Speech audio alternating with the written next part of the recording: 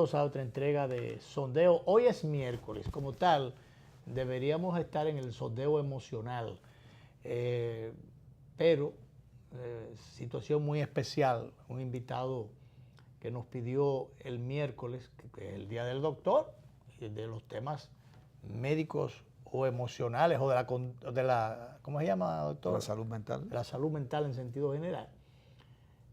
O los trastornos emocionales, todo ese tipo de cosas, que el doctor ha enriquecido con otros temas colaterales o que forman parte de la medicina o de la enfermedad. De la enfermedad. Entonces él los ha incorporado al programa y trayendo invitados muy buenos, muy especialistas en distintas materias. Pero bien, para hoy, y yo quise en este caso invitarme yo o dejarme invitar por el doctor en su sondeo emocional porque le tenía más bien a una figura que yo sé que a él sabía de antemano que a él le iba a ser de mucho interés por temas que estuvimos en días pasados refiriendo aquí, temas migratorios.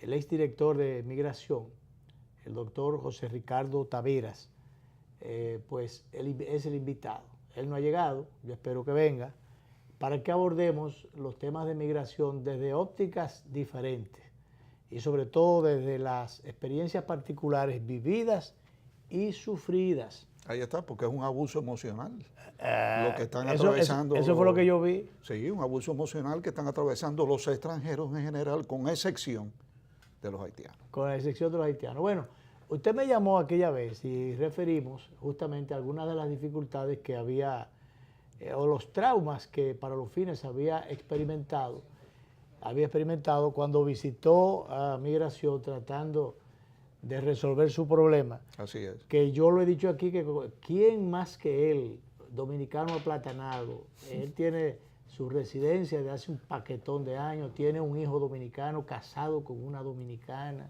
con una artista dominicana, y un hombre que ha sembrado más que el ombligo aquí, en el país.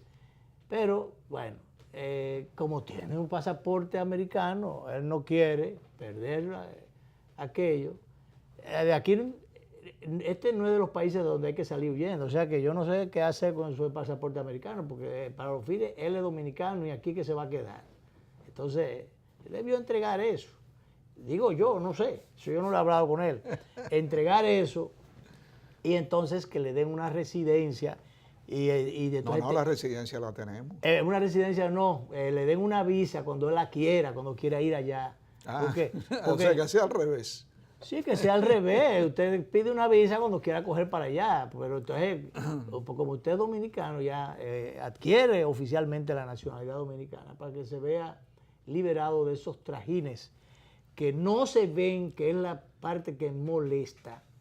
Y por eso fue que yo quise venir con el doctor a servirle de refuerzo, porque él, como el programa de los miércoles de él, el sondeo emocional, son temas médicos, pero que los temas migratorios enferman a cualquiera. Claro que sí. Enferma, yo mismo no he sabido todavía sobreponer por el abuso que fui objeto. Entonces, exacto. Entonces, bueno, el invitado es el doctor José Ricardo Taveras, que fue director de Migración, dirigente de primera línea de la Fuerza Nacional Progresista, y un preocupado por el tema haitiano.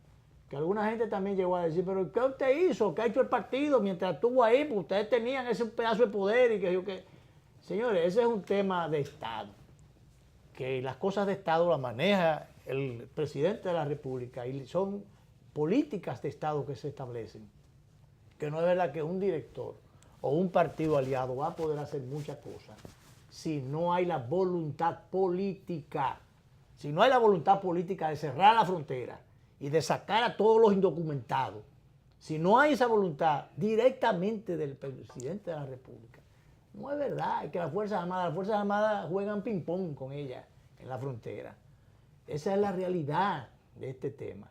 Y entonces, por eso quisimos cogerle el miércoles al doctor, que tiene sus temas médicos, y decirle que viniera, porque él fue a Migración queriendo arreglar su situación porque él debe un dinero allá. No, yo no debo. ¿No debe? No, No deben dinero en migración. ningún dinero de migración. No se siente atrasado. No. Bueno, no. Lo que pasa, la historia es muy larga, pero yo no debo dinero. Ah, bueno. El doctor no se siente que debe dinero, porque cuando él ve esa barbaridad que se hace, encontró, cuando fue a migración, encontró que había un kiosco atrás, ¿cómo se llama eso? Una carpa blanca, con refrigerio, con qué sé yo qué cosa, para recibir a los haitianos. No, pero se suponía que era para los extranjeros. Para los extranjeros, pero que a él le dice, pero ¿usted es extranjero? Sí, pero ¿usted no es haitiano? No, pues no, esto es un programa especial para ellos. Usted tiene que dar la vuelta, usted tiene que ir por otro sitio. Así es. Incluso me dice él que de cara de no muy buen amigo. No recibió el guardia que estaba ahí, nos recibió con mucho enojo, con mucho malestar. Y estando yo hablando con él, vienen 3 haitianos y él abre la puerta para que los haitianos pasen. Le abre la puerta para que pase. Y entonces yo le dije, bueno, ¿y qué dice? No, pero esos son haitianos. Son haitianos. Tienen acceso libre. Entonces, además, usted fue testigo de algo más, que los haitianos le estaban diciendo muchísimas cosas a las muchachas que estaban ahí, a las jóvenes que oficinistas atienden, de migración. A las muchachas que atienden en las casillas. Ajá. Tienen diferentes casillas, todo es para extranjeros, toda esa área es para extranjeros.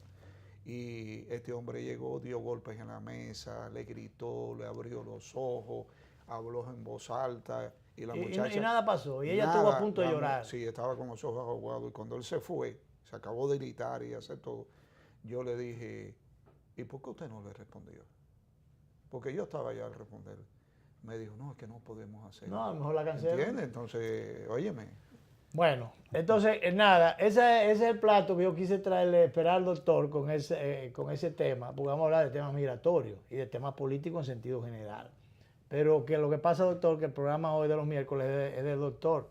Y entonces yo quise ligar, hacer un arroz con mango, como el doctor fue testigo presencial y víctima de esa situación.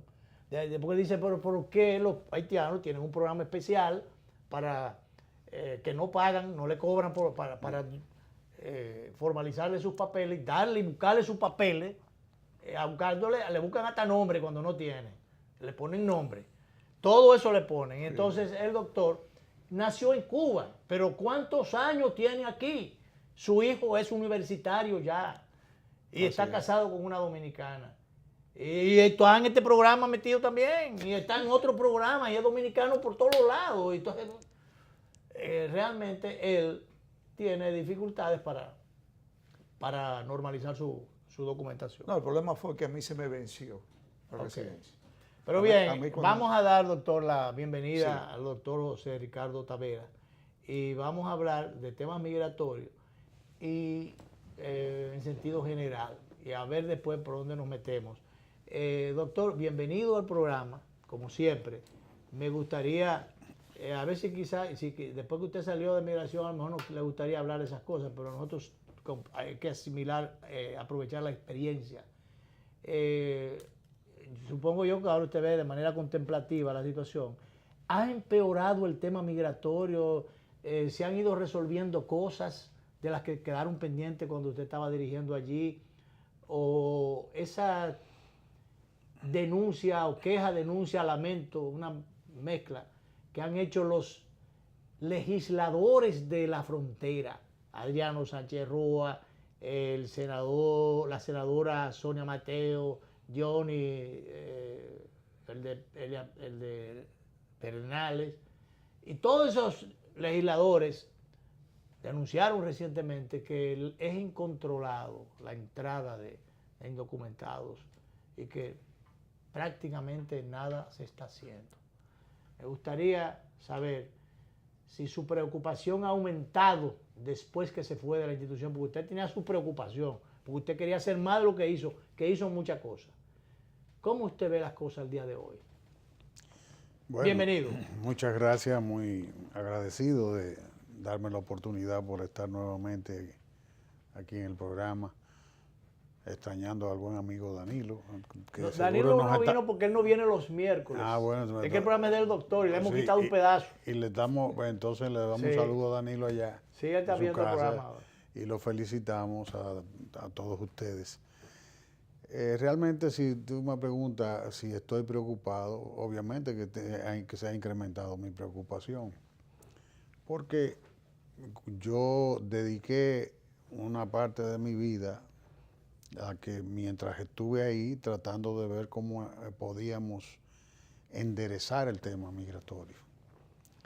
Nosotros teníamos una ausencia institucional y una ausencia de políticas, una presencia de la ley, pero una ley que no se estaba aplicando porque no tenía reglamento, etcétera. Y obviamente cuando tú construyes algo, te gusta volver y ver que la jardinería está bien cuidada, que el mantenimiento de lo que tú has construido es bueno.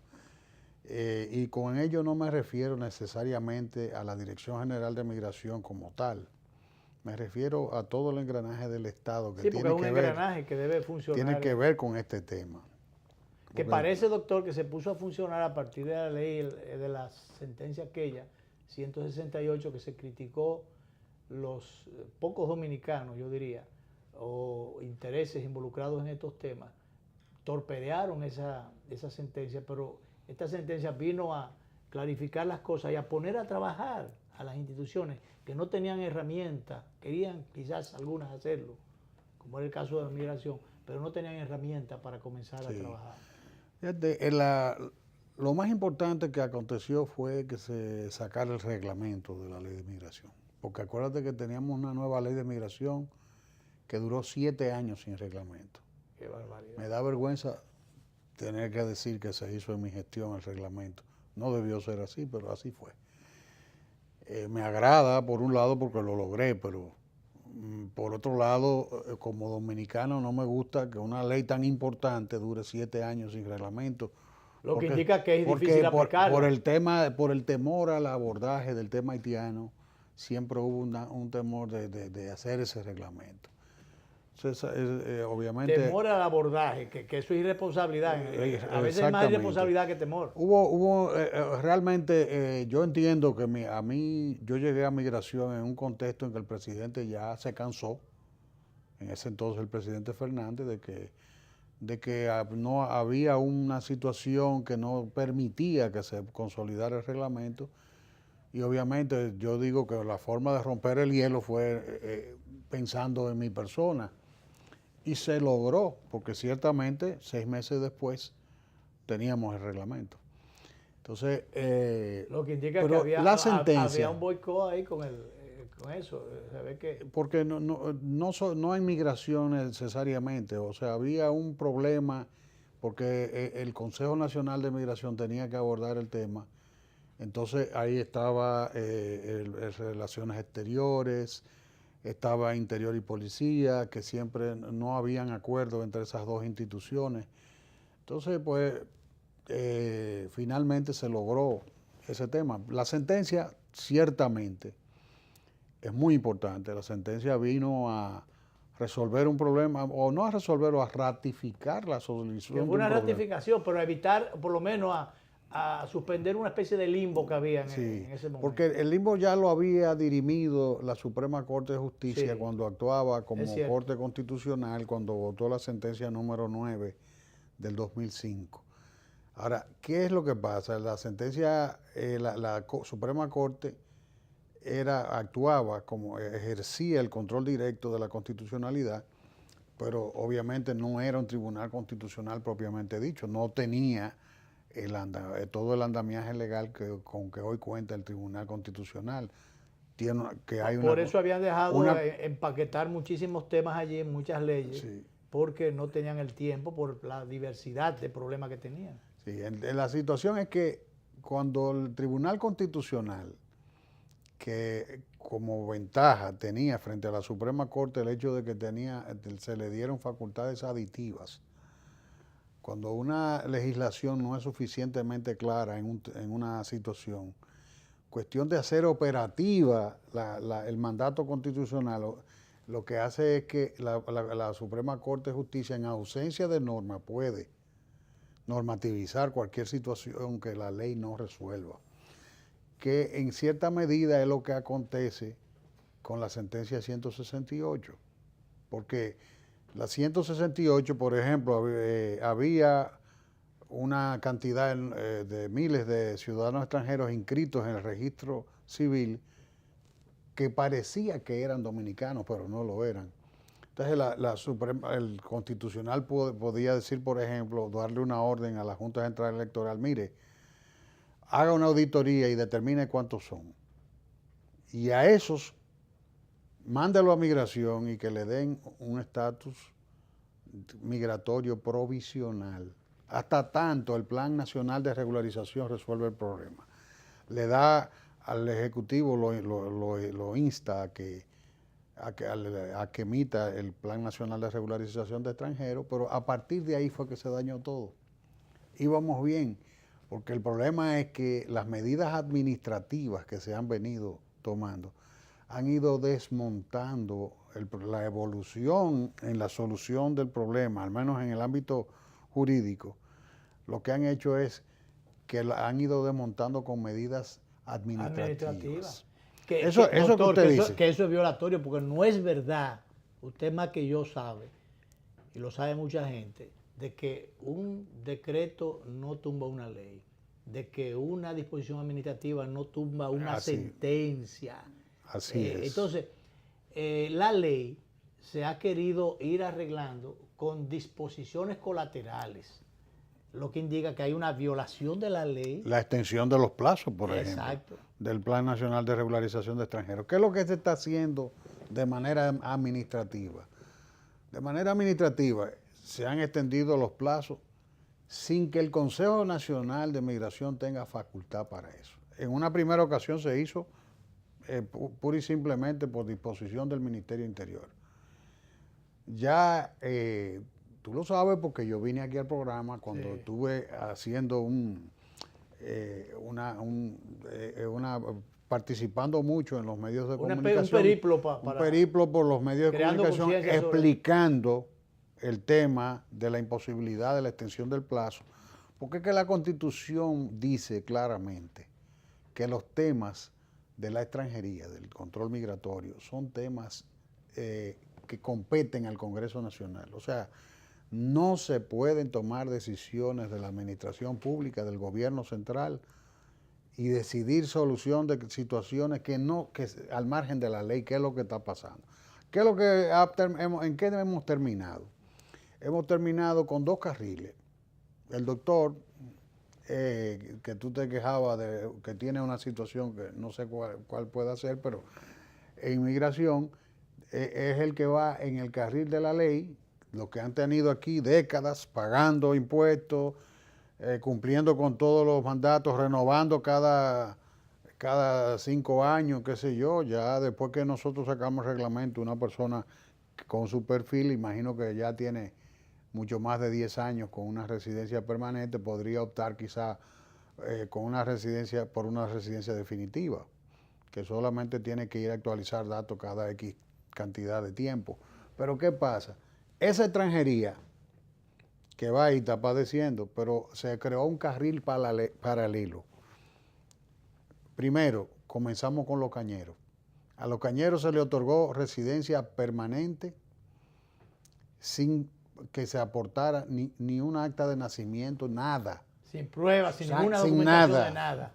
Si ellos decían que se llamaban Juancito Pérez, así se le ponía. Una resolución de la Dirección General de Migración, la 04-2015, decidió que a esa gente se le iban a dar ese estatus sin cumplir con los procesos que manda la ley y el reglamento.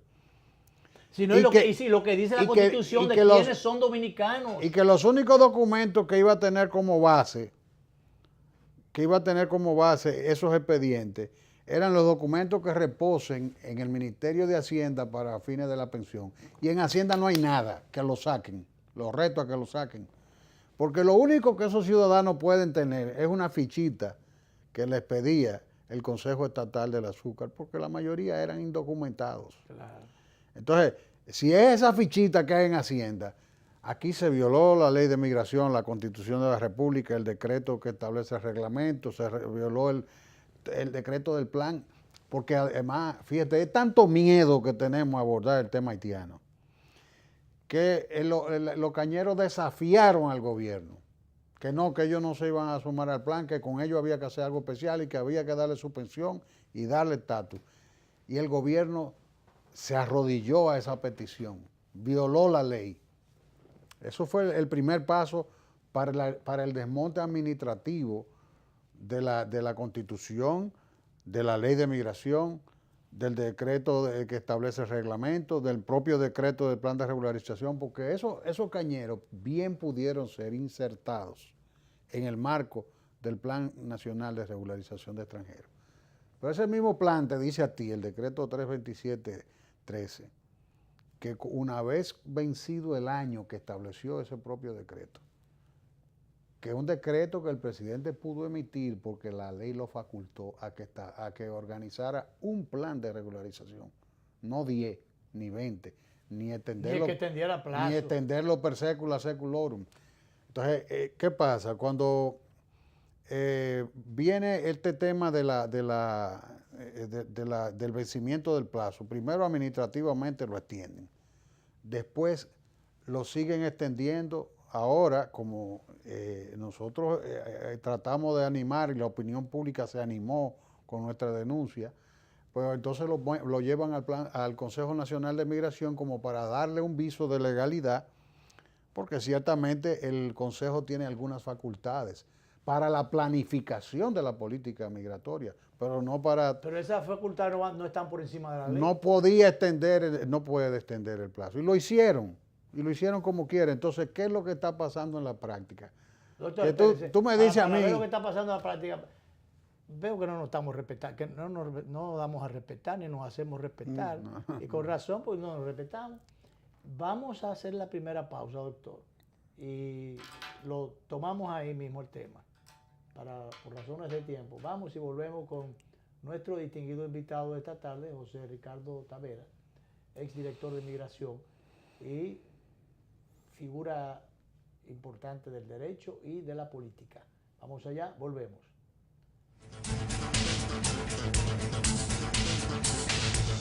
Bien, el desarrollo del programa esta tarde con la presencia. Es miércoles, Día del Doctor, como yo diría siempre desde el inicio del programa, pero la participación especial del doctor José Ricardo Tavera, que fue director de Migración. Y nos hemos centrado en ese tema, aunque hay tantísimos otros temas, porque realmente yo diría, yo no sé si el doctor y el otro doctor que tengo a mi lado comparte conmigo, yo creo que el principal problema que tiene este país ahora mismo es el problema, la complejidad del tema haitiano. No hay otro, desde mi punto de vista, por las implicaciones, las ramificaciones que esto tiene en lo económico, en lo social, en lo político, en lo inmediato, a futuro. Yo lo veo así, yo no sé cómo otra gente lo ve, pero yo lo veo así. Doctor, nos quedamos en un punto cuando íbamos a la pausa. ¿Podemos seguir ahí? Sí, no, cómo no. Veníamos hablando del tema de las medidas administrativas que están desmontando la Constitución, las leyes, los decretos, etcétera. Entonces, sobre las implicaciones que puede tener el tema. Que es un atentado a la institucionalidad. Por supuesto. No, todo eso es prevaricación. Óyeme, el que quiera hacer un expediente, ahí lo tiene, pintado. Oye, porque la verdad es que se están tomando medidas. Esas medidas administrativas que se han estado tomando en otro país pueden implicar hasta un juicio político. Por eso que yo he dicho con el tema de la marcha, son graves. A la gente de la Marcha Verde que yo le he dicho que está contra la corrupción y la impunidad. Pero y aquí no hay 50.000 temas más que tienen muchísimas implicaciones. El problema es que la corrupción no es un tema que usted puede abordar, que son corruptos todos, porque a mí me da la gana. Exacto. Eso no es verdad. Vámonos a la institucionalidad. Usted saque, porque que mencionan en un periódico a fulano de tal. No, espérese, vaya a ver y levante. Ese expediente y muchísimos expedientes de corrupción se caen precisamente porque son hechos en el aire. En el aire. Entonces, en el aire el problema no es la corrupción. De corrupción no se habla, contra la corrupción se actúa. Claro. Pero no se actúa a lo loco, porque tú no puedes desestabilizar las instituciones de la República, ni la credibilidad y la confianza de los actores del sistema político. Pero no solo políticos, porque para que hayan corruptos tienen que haber corruptores. Claro. Aquí por ejemplo, se habla de los políticos corruptos, pero para que los políticos puedan ser corruptos, entonces los empresarios en general son todos corruptos. Claro. Entonces, porque vamos a estar claros, ¿a quién se le hace favores? Es a los empresarios, porque los grandes ¿Y favores, quiénes dejan de pagar lo que impuestos? mueve... ¿Y quiénes participan en la extorsión? Y en los temas aduanales, en las evasiones Entonces no es fiscales. así. Y no es verdad que todos los ¿Y por qué no empresarios le son entran? corruptos, tampoco es verdad que todos los políticos Claro. son corruptos. No le meta a todo el mundo en el Pero mismo además, saco. ese tema de la corrupción es un tema de abordarlo. Hay una denuncia, hay una presunción, lo que sea, investigue, profundice. Porque aquí te publican, a mí me hicieron una vez una campañita, que Migración yo no había depositado 482 millones de pesos en la cuenta única. La persona, el profano, ajeno a cómo se mueve la administración pública. Y lo mismo pasó también con los incumbentes anteriores, con el licenciado Baret. Entonces pasó lo mismo y el general San Gimignán. ¿Qué pasó? Bueno, pero cuando tú no depositas una cuenta única, tú no estás... Eso en el peor de los casos es una falta administrativa, pero no es un delito. No es que tú tienes que auditar la cuenta operativa. Por ejemplo, yo por suerte en mi caso pude decir, no, es verdad, usted tiene razón, yo no deposité en ese periodo 482. Mire aquí lo que dice Tesorería, fueron 484, en mi caso. Pero pueden haber personas que no le hayan inventado eso, que no cometieron ninguna falta y la población lo percibe, pero fulano se cogió tanto, porque no depositó en la cuenta única. Y eso sería eventualmente como de una falta administrativa. Aquí tenemos que aprender a hablar de los temas para no desorientar la sociedad, porque eso es peligroso, eso es lo que nos está venezolanizando a nosotros, pero a la carrera. Entonces, echando a perder, dañando el sistema. El que quiera seguir jugando con eso, exacto, que siga jugando, para que nos veamos entonces como están hoy los empresarios venezolanos buscando dónde meterse, sacando su dinero de toda la manera que pueden. De hecho, aquí hay mucho. Entonces, aquí mismo hay. Entonces, el que quiere seguir jugando con eso, que sigan jugando. Ahora, el tema de la migración, el tema de la migración es otro tipo de tema, porque ya es un tema esencial. Esas políticas de desmonte administrativo de la Constitución, las leyes y la propia sentencia 168, es una política que nos va a llevar a nosotros, pero no dentro de 20 años, al borde de 5 años, esas personas que se le está dando a todos residencia, sus hijos que nazcan aquí van a tener derecho a la nacionalidad dominicana. Pero no son ellos, sus hijas, sus esposas, o sea, ya es una familia completa. Cuando tú multiplicas 255,000 personas acogidas al plan y lo multiplicas como son las familias haitianas, pero multiplícala por 5. Se multiplican como los griegos. Porque imagínate la pareja y 3 hijos, que no es verdad que tienen de a 3 hijos.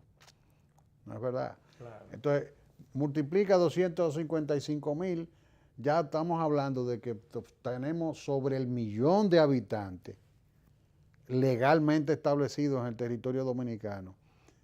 Y cuando eso ocurra, a la vuelta de 5 años, muchos de ellos ya con nacionalidad dominicana, nosotros vamos a tener el 10% mal contado. El 10% mínimo de la población dominicana ya integrado por nacionales haitianos naturalizados o descendientes de haitianos. Con todos los derechos. De primera generación. A elegir y a ser elegido. A mí, yo recuerdo mucho al buen amigo Julio Jacín, que cuando estaba en los conflictos con Peña Gómez y Jacobo una vez, que siempre se hablaba de la nacionalidad del doctor Peña Gómez, que era haitiano, que sé yo cuánto. Dice, bueno, que una vez dicen, bueno, ¿y cuál es el problema? Jacobo es árabe. Árabe. Sí, pero los árabes quedan para allá, para el otro lado del mundo. ¿Cuál es el problema con Haití? Que tenemos un conflicto de interés, porque estamos usufructuando la misma isla. Claro. Entonces, va a llegar un momento... No, y que nosotros tenemos ya hay una tacha histórica que de esos 22 años que no se despinta, nadie lo despinta, que cuando ellos le echaron mala mano al asunto, fue tolete que dieron y hubo que sacarlo a No, la vamos a perder el país, olvídate de eso es inevitable. Si aquí el gobierno no toma una rectificación, rectificación. del rumbo que dejar lleva. de hacer Porque lo que está haciendo. encima de eso, si tú me dices que el gobierno tomó la decisión de asumir 255,000 personas, 300,000, pon tú, y que ahí, bueno, pero ahí cerró, y que ahí se acabó el problema. Pero no es el caso.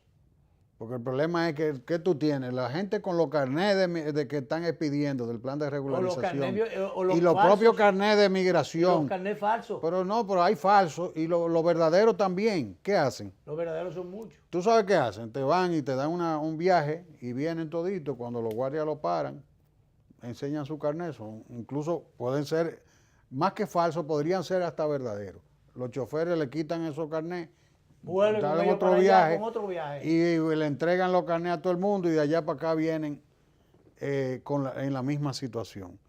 Entonces eso es lo que está pasando. El carnet, fulanito pie, con ese entran unos 70, y otros. entonces tú no tienes, si tú me dices vamos a dar un punto final, yo no estaría de acuerdo, pero por lo menos tú dices, bueno, al fin y al cabo un punto final, pero la frontera está abierta. Claro. La frontera está abierta. ¿Tú sabes qué está pasando?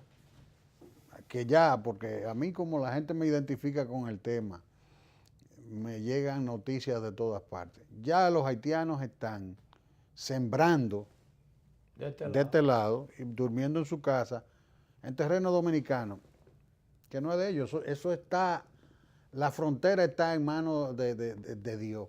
Sí. En manos de Dios. De que Dios se apiade de nosotros. Lo que decían, porque ahí no hay Fuerza Armada, y que me perdonen mis amigos los guardias, pero ahí vamos, lo que usted decía al principio, esto es un tema de Estado. Hasta que el presidente no se zapatee y diga, miren, vamos a hacer una política de control fronterizo adecuada. La gente dice, bueno, pero es que el comercio con Haití, ¿quién le ha dicho a usted que nosotros lo que queremos el orden en este país? Queremos que se deje de negociar con Haití. Y que ese Pero, sea además óigame, el tipo de ojalá negocio. que le damos 30,000 millones de dólares al año. Pero que organicemos eso. Ahora, tú no puedes tener un comercio sobre la base de que se pierde el país, porque el comercio, el beneficio de ese comercio es de un grupito muy pequeño. Sí, claro. Pero la nación, Es de todo. y la estamos perdiendo todos. Y la estamos Entonces, perdiendo todo. ¿qué es lo que tenemos que hacer? Vamos a organizar, porque los mismos haitianos quieren eso. Ellos hicieron un muro en Elías Piña. Ellos comenzaron un muro que lo que debíamos haber seguido pero eso. ¿sabe por qué lo hicieron? Lo hicieron porque querían tener mejor control aduanal. Para cobrar. Entonces, los mismos haitianos serían los grandes beneficiarios. ¿Por qué los haitianos te dicen a ti? Y yo estoy de acuerdo en este caso con el gobierno haitiano, con el tema de la veda, de los productos. Ellos dijeron, ya las últimas veces dijeron, no, es que no existe tal veda. Nosotros lo que estamos es pidiendo que los productos entren por vía aérea o marítima para nosotros poder ejercer el control aduanal. Pero que por tierra no vamos a permitir que metan nada, porque estamos perdiendo 300 millones de dólares al año.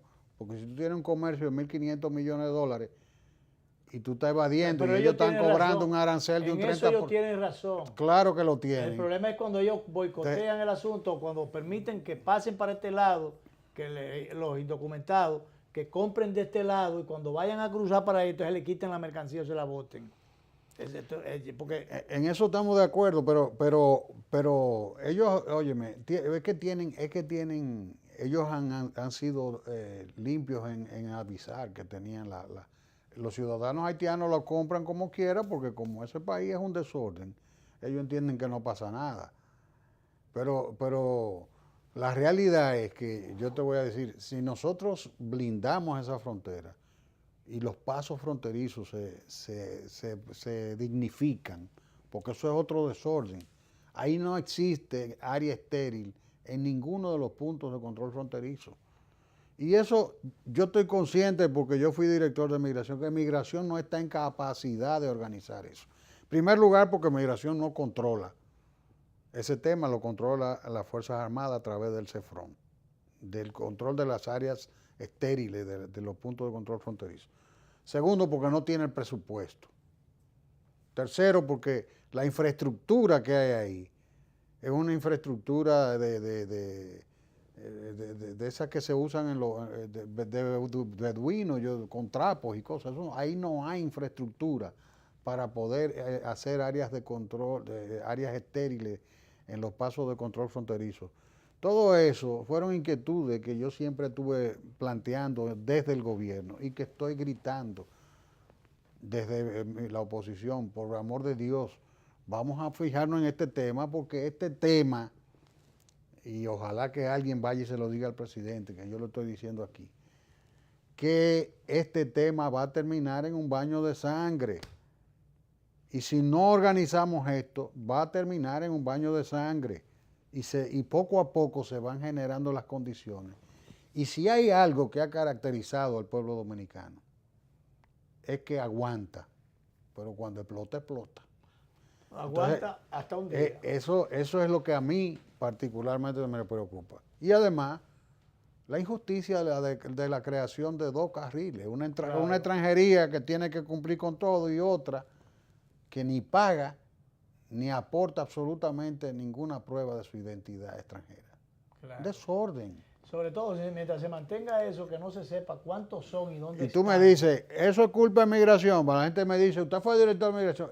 ¿Cómo usted quiere que yo critique a migración al respecto? Ni siquiera al Ministerio de Interior, ni a nadie. Cuando eso es un tema de voluntad política. Y el presidente de la República ha delegado esa política en las peores manos. En las peores manos, porque la persona que dirige eso, que es el ministro de la Presidencia, no sabe de esto, se lo digo yo a él. Él no sabe de esto.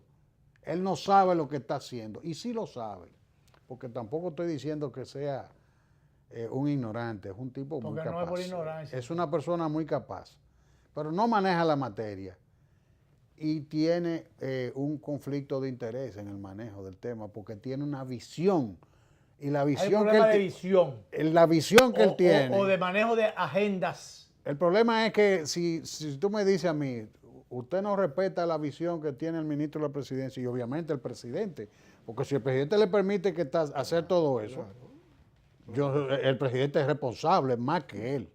Claro. Ahora, ¿cuál es el problema que yo le critico? Y que lo critico con mucho pesar, porque no me gustaría, bajo ningún concepto, que después de haber sido miembro del gobierno, estar aquí diciendo estas cosas en la forma en que lo estoy diciendo.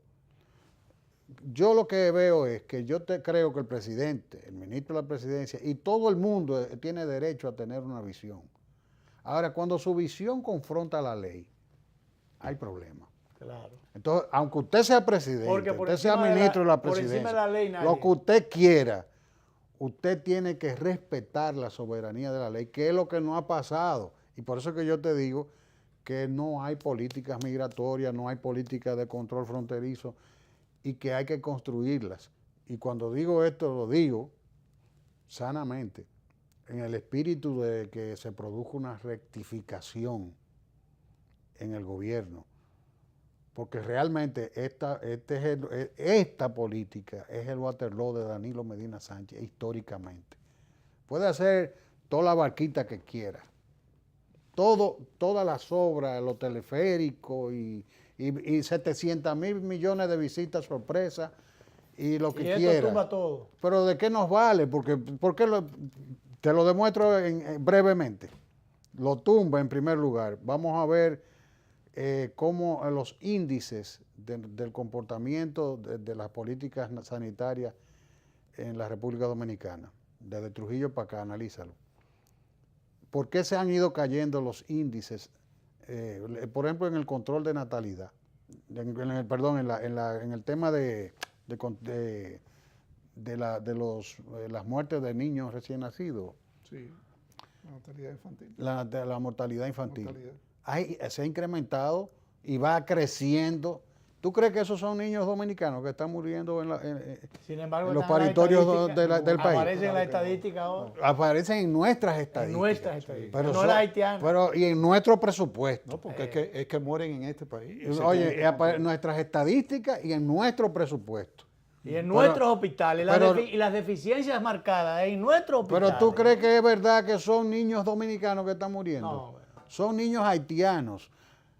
Porque yo hablo con los médicos y me cuentan a mí las dificultades que tienen. Aquí es difícil que aún las madres que se asisten del sistema público de salud no sean debidamente ayudadas, acompañadas, que le empiezan, le dan vitaminas, ácido fólico, sí, instrucción. y le manejan el parto de una manera tal que cuando ese bebé viene a nacer, ya no es como antes, o sea, ya hay un acompañamiento de ese proceso que hace muy difícil. Si nosotros tuviéramos esos índices de mortalidad infantil fueran de madres dominicanas, yo te aseguro que estarían reducidos.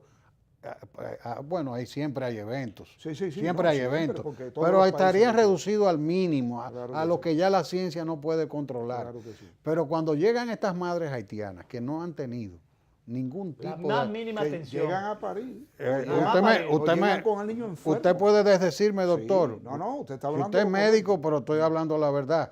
Entonces, índice, SIDA.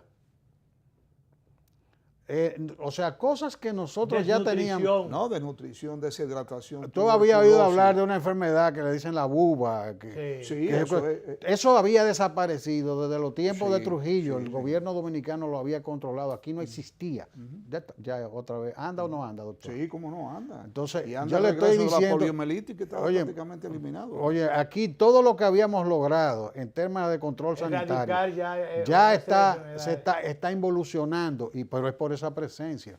Pero te hablo en el ámbito sanitario, de la seguridad pública ni me voy a referir porque es un tema que irrita la cantidad de gente que ha sido amputada por extranjeros indocumentados, especialmente haitianos en la República Dominicana. Pero aquí no se pone control a nada. Los venezolanos están llegando aquí ya, desplazando al dominicano. Bueno, todo.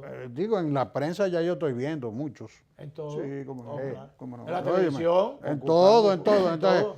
óyeme, ¿qué está En pasando? los comercios, donde quiera. Pero en Venezuela hay un En la pro- prostitución también. en le todo, están quitando el trabajo en a las todo, muchachonas. los en criollos. todo. En todo. Entonces, ¿qué pasa? Por ejemplo, el gobierno está viendo que eso está pasando, que los vuelos de Venezuela a la República Dominicana están llenos, con 6 meses y hasta más a veces, porque ellos tienen simplemente que llegar, no necesitan visa. Entonces llegan y se quedan ilegalmente aquí en el país y hay una comunidad venezolana pidiendo lo mismo que están pidiendo los haitianos. Claro. Entonces, y hay también, por falta de pero- control, pero- una delincuencia que va aumentando. Y tú sabes que- delincuencia de alto calibre. Porque recordemos de bancos quebrados por ahí con problemas. Sí, hombre, pero óigame, ¿sabe todo lo que tenemos que hacer nosotros con el caso venezolano? Muy sencillo, suspender la política de liberación de exención de visado para los venezolanos, mientras la situación de Venezuela esté como esté para poder En depurar a los que quieren venir allá. Porque no es que no vengan, incluso los venezolanos nosotros tenemos deuda histórica. Claro. Eh, Históricas y económicas. Yo no soy partidario ni que a venezolanos, ni a haitianos, ni a nadie se le maltrate. Ahora, de ordenar el país, sí. Claro. Entonces, si te sigo hablando, y puse un solo ejemplo en el ámbito sanitario. Doctor, vamos con su anuencia a la última pausa. Vamos a dedicarle unos minutitos a la Fuerza Nacional Progresista. Bien, doctor, seguimos entonces muy brevemente. La Fuerza Nacional Progresista sigue en la oposición. Las mismas circunstancias, todo este tipo de cosas que se están dando en el tema migratorio, forma parte para que, si se quiere, justifique la, ¿cómo diría yo? Yo no voy a decir un truño, pero las desavenencias o las incomodidades o inconformidades que tiene la fuerza en sentido general por algunas cosas que advirtió, que criticó, que llamó la atención sobre ellas y que no se le hizo caso. Y que finalmente tuvieron que coger su paquetico y se fueron del gobierno. Que aquí nadie renuncia a nada. en el caso de la fuerza hay un precedente muy especial. Sí, bueno, hay una razón muy elemental. Nosotros no podremos volver al gobierno, ni en alianza con el PLD, mientras no haya una rectificación de las líneas maestras de las políticas que nosotros hemos estado cuestionando. Porque si estábamos en el gobierno, teníamos una pequeña cuota de gobierno y salimos por eso. Obviamente. ¿Y la situación sigue igual o no? O sea, Y no hay cambios. Porque tú me dices que el presidente toma la decisión de rectificar su... Entonces no nosotros, no, el país entero debe alinearse detrás del liderazgo del presidente en un espíritu de rectificación, especialmente con esta política. Debe entender, porque hay situaciones, ahí hubieron situaciones de carácter político, por ejemplo, fueron dos cosas, el manejo de la política migratoria, que nosotros estábamos dando el rostro, pero nosotros por un lado y el Palacio por el otro, y el tema de la modificación de la Constitución para facilitar la reelección sin que se hiciera la consulta popular. Yo siempre lo he dicho, porque la gente creía que nosotros hicimos esto porque preferíamos a Leonel y no a Danilo.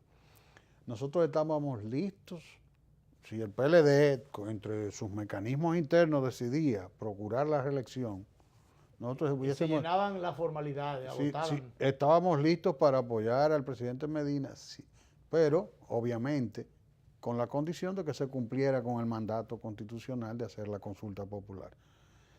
Si nosotros ahora decidimos volver al gobierno, un ejemplo, que no es el caso, eso no se ha planteado en ningún momento. ¿Cómo es incoherente haber dejado el gobierno por una cosa y volver? Entonces, eso no lo va. Todavía está igual. Tú no conoces a nosotros no vamos a hacer eso.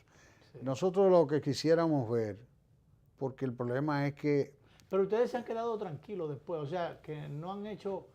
Se han ido a la oposición, pero no han estado haciendo una oposición necesariamente férrea o fuerte. Sí, claro que sí. ¿Tú crees que lo que yo he dicho aquí es... No, está bien, es una crítica... Por decirte un día, Sí. Y en un aspecto, nosotros estamos realmente teniendo posiciones muy firmes. Lo que pasa es que el sistema político dominicano está en una crisis. Cuando nosotros hacemos esta crisis, es una sociedad que la recibe y que indiferente. Sí. Porque ya está, porque tenemos un sistema político que está en camino a colapsar, en una crisis de credibilidad sin precedentes. Entonces nosotros no tenemos los recursos para sonar como se suena en un sistema como este. Somos una fuerza nacional pobrecita, pero de que estamos haciendo los planteamientos... Pobrecita, pero progresista. Ahora, ricos en planteamientos. Eso es verdad. Eso sí, en agenda yo reto a cualquier partido grande y que se sumen todos y que midan la agenda, no solamente en el plano de la política migratoria. La agenda de nosotros es mucho más pesada y tenemos posición. Lo que pasa es que en medio de este sistema clientelista, popular, que por lo que vemos no se va a modificar, porque aquí lo que se está hablando de primaria abierta o cerrada, en vez de hablar de cómo vamos a financiar la política. Entonces, bueno, eso no ayuda. De eso, como diría el padre Abelino, de eso seguiremos hablando. Un saludo entonces, ya que hablamos de la fuerza, al doctor Castillo, a Peregrín Castillo, a Vinicio, a Juárez y demás hierbas. Les llegará, les llegará. Bien, pues gracias, doctor José Ricardo Taveras, el secretario general de la Fuerza Nacional Progresista, ex director de Migración. Lamentablemente, perdimos un director de Migración. Por estar con nosotros esta tarde en el desarrollo del programa. Vamos a repetir esta noche a las 12, como siempre, por los canales 22 y 52 de Teleimpacto. Esta conversación, que fue un miércoles, en lugar del sondeo emocional, aunque este tema, las emociones las pone ahí arriba. Es muy emocionante, claro que sí. Gracias, gracias doctor. Nos vamos y nos vemos.